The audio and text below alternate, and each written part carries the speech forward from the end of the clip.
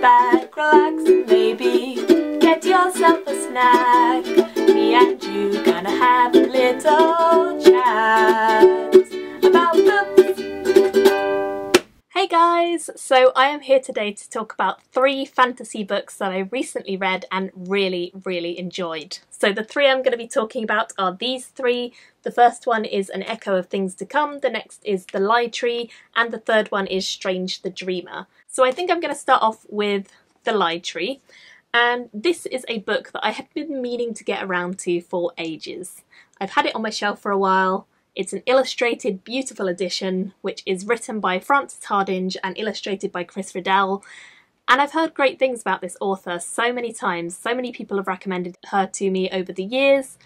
I decided it was finally time. It was finally time to get around to reading some of her work, and I think I chose a good start point because I really enjoyed this book. It's a kid's book, or at least it's aimed at like YA readers, and it follows a young girl called Faith and her family who have just moved to an island kind of off the coast of everywhere. It's a bit of a lonely, remote island. They've moved there from England to try and escape the conspiracies and the lies and rumours that have been chasing their family ever since her father has sort of got himself into some trouble. Faith doesn't exactly know what the trouble is, but she definitely knows that they're running away from something. They're trying to hide out on this island, and her father has got a job there, so that's why they're going there. All she knows is that her father is an archaeologist. He sort of studies lots of ancient artifacts. He's very renowned in his field. He's very established over the years. He's proved many different things, including the existence of possibly even angels via archaeology. And he's a really well looked up to person most of the time, but recently he has been getting into trouble with people. People have been really looking down on him, questioning him, and they needed to move because it was getting so bad. And that's all she kind of knows. Faith is a good character. Like, she's a fun character to read about because she has a real sense of personality. She's got a real sense of self. She's a young girl in a time where women were not necessarily favourably looked upon. They didn't really have the chance to prove themselves or excel in scientific fields, at least. But she's kind of against that. She believes that she does have intelligence. She is a very clever young child who is very observant, who's very adventurous, who's happy to investigate things. And she does that, and she doesn't let anyone else put her off because she's seen her father get the fame and the experience, and she believes that she can get it too if she kind of impresses him and she does everything that she should do. She doesn't want to let her gender hold her back, which was a great thing about this book.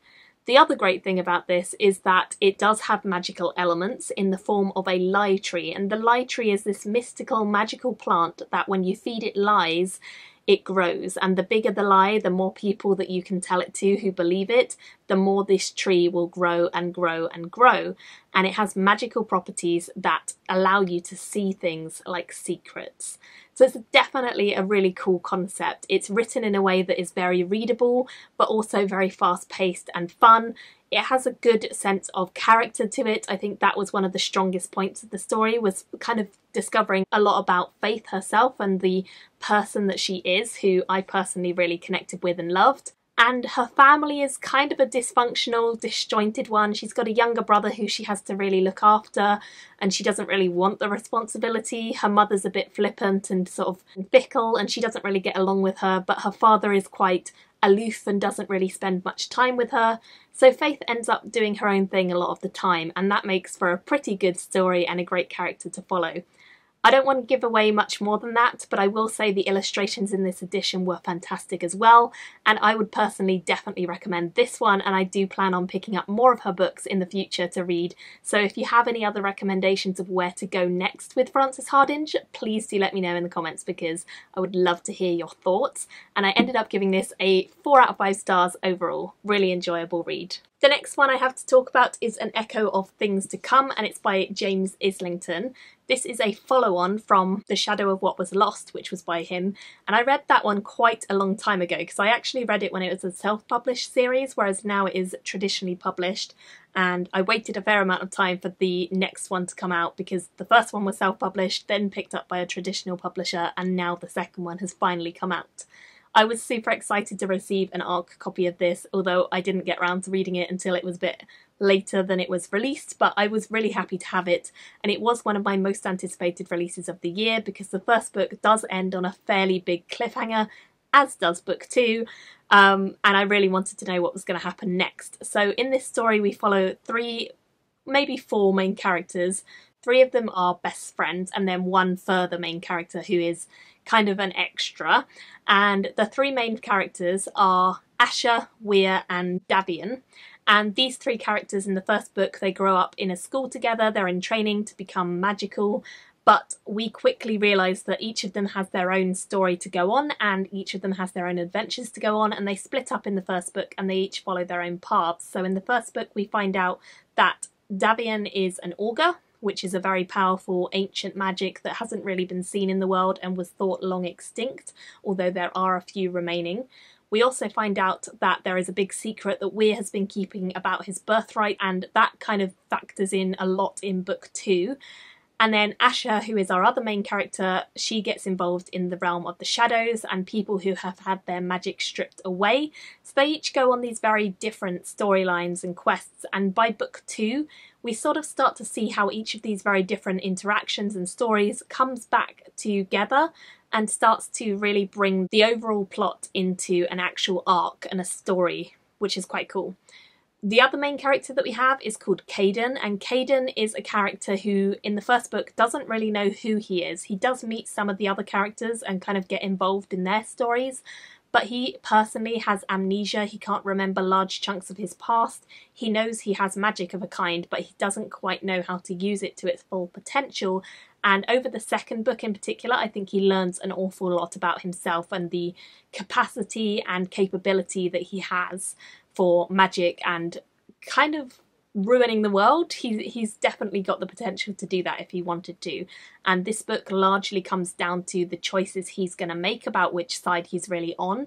And the other 3 characters, they already kind of know what side they're on, but they have their own stories that start to really ramp up in intensity. I think a lot of their storylines started to coalesce more, and the intensity was building throughout this entire book to the point where the end few scenes were really dramatic and really crazy, and again left with that huge cliffhanger. So cliffhangers everywhere, you have been warned. But that said, this is a really good story and one that I did really enjoy and would recommend reading if you are into classic, big old epic fantasy. This is definitely in the same realms of Robert Jordan and Sanderson. I think if you like either or both of those authors, then you're probably going to really like this because it definitely has themes of both of them. But with that said, it is completely its own thing. Book 1 had a major twist in it, and book 2 continues to play on that and go further with it and push things further. And I really, really enjoyed book 2 as well. I ended up giving book 2 a 4 stars, whereas I think I gave the first a 4.5. So I did like book 1 a little bit more, and I do think this slightly suffers from being maybe like the middle book of a trilogy. But I'm very excited to find out what happens in book 3 and where everything is going to go. And the magic of this world is pretty damn cool at times. So definitely well worth trying out the first one or picking up the second if you've already read the first. So that is my review for that one. And then the final book that I want to talk to you guys about today is one that I got an ARC for. This actually came out way back in March. It is Strange the Dreamer by Laini Taylor. I've only just got around to reading it, but I loved it. I definitely should have read it before now, but I loved it. It was so, so good. Now this follows a young man who is a librarian, and he is called Laszlo Strange. And Laszlo works in the Great Library as an apprentice, so he has been working there for most of his life. He was found one day as an orphan child and taken in and trained as an apprentice in the library, and he loves it there. He loves what he does because he has the chance to read books about the lost, unseen city that he really has an infatuation for. Laszlo's passion has always been to find the scrolls and the books and the old ancient things that tell you more about the city of Weep, which is a city that has long since stopped interacting with the rest of the world. Everyone knows about its existence, but no one ever goes there because strangers are rumoured to be executed on arrival, and you don't want to do that. You don't want to go somewhere that you're instantly going to die. So most people don't go there, and it's kind of fallen out of the history books, so it's been quite a lifelong task of Laszlo's to collate all the information he's ever found about it, and to have a dream one day to go there. Laszlo is a great character. He's very young. He's a young man who has big dreams and a real big heart. He's a librarian, so he's certainly someone I could connect with. And I really enjoyed hearing about his point of view on the world, because he's also just an interesting perspective to read about. We have a couple of other characters in his plotline who are less savoury, shall we say, and they kind of overpower him in certain situations. But in the end, he does end up going to Weep by different circumstances than he planned, but definitely interesting circumstances. And he ends up coming there to find out that there is quite a huge mystery over this city.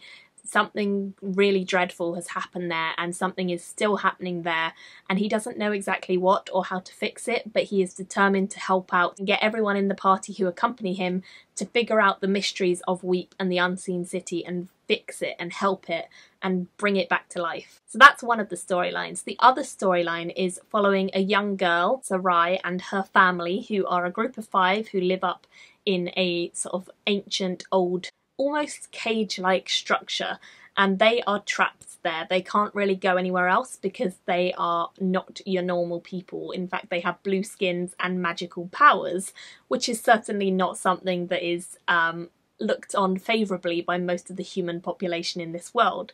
So they stay out of the way. A lot of people don't even know that they exist anymore. They were supposed to have died many years ago when their families, the rest of their families, did, in a big catastrophe that happened to them, and yet they have clung on to life, and they have been able to sustain themselves and live a happy-ish existence up in this cage-like structure where they currently reside, until Laszlo and his party turn up in Weep and things start to happen that will affect Sarai and the other people she lives with quite immensely.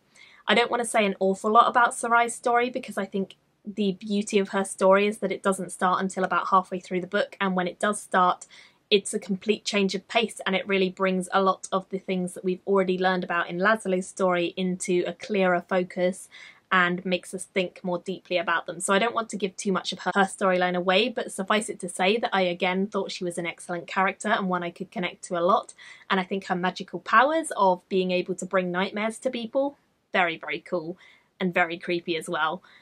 What I loved about this was that it was visual in every sense of the word. I can completely picture the world that this is set in, and that doesn't happen to me that often. I'm not a hugely visual reader. I tend to connect more to the emotions and the characters than I do for the world, but in this book it kind of had a bit of everything, and the only thing that I didn't love was the love. The insta-love situation that we have going in here was not my favourite. I'm just not one for insta-love. But we have it. Other than that, I loved this book. The world building is fantastic. The whole unseen city, world of Weep, is just gorgeous to imagine. It feels really visceral. It feels very clear. It feels like it is completely your definition of a magical city to go to and to discover and to uncover. And that's exactly what Laszlo feels as he is journeying through this city that he's dreamed about, he's read about, he's taught himself about. He knows this city inside out, but when he gets there, it's not what he thinks. It's completely different, but he knows what it can be, and he wants to change things, and he wants to shake things up and make things better for the people who already live there in this town or this city that he's been dreaming of for so many years. And then we have Sarai's story and the place that she is and the magic that surrounds her and her friends, and the fact that she really is quite unusual. She has a real inability to be like the other people in her family. She has a sympathy for humanity. She has a sympathy for the people who are lesser than her and don't have magic, whereas all the others are very ruthless. They're very quite evil in a way. Some of them have really nasty powers that they use for very bad things, and she's trying to kind of moderate things, but also she wants revenge as much as they do. Something terrible happened to their families, and she definitely wants to get back at the people who did that as much as the next person. She knows both sides of things for various reasons, and I really liked seeing her kind of dilemma with everything. I loved seeing the world that she inhabited, the kind of relationship that she had with the rest of her family members, and it all kind of came together into this beautiful story that I was not expecting to love anywhere near as much as I did. I would class this as a YA. I think maybe it falls more into new adult because I think the main characters are on the older end of teenagers. I think one of them's like in his early 20s and the other one's in her late teens. So it would maybe come more under new adult, and I think there is like sex and stuff in here, although it is tasteful. And I did definitely enjoy this, and I wasn't necessarily expecting to because I don't read an awful lot of YA or new adult stuff, but this was just, it was so beautifully imagined that I couldn't not love it, if that makes sense. I just, even the insta-love stuff that annoyed me, I still enjoyed reading about this whole situation. And of course the main characters are the ones who fall in love, like that's obvious, but it really, really twisted up things, and there was stuff that happened that I didn't expect to happen. I didn't expect the author to go that route with it, and I really enjoyed it. I was surprised by how much I enjoyed this, which I think comes across in this review because I feel a bit baffled by how much I enjoyed this, but I really, really, really did, and I would thoroughly recommend it. So I ended up giving this a 4.5. The second book is called The Muse of Nightmares. I'm not sure exactly when it comes out, but I'm going to definitely get it. And I would thoroughly recommend this if you are one of those readers who loves to imagine the world, or if you're someone who really connects with characters when they're done well. Try checking out this book because I think it's a fast-paced but really, really imaginative, great little read. I actually audiobooked the majority of this, so I definitely would recommend the audiobook too because I thought that was a great way to consume this, but I'm sure it's great as well in physical form. I just mostly audiobooked it. So yeah, that is my review of this one. Of the 3 books, I'd love to know in the comments which one most appeals to you and why, and let me know if you plan on picking any of them up. Thank you all so much for watching, and I'll see you very soon in my next video. Bye guys! Thank you for watching my video today. Go pick up a book, then come back and chat with me again.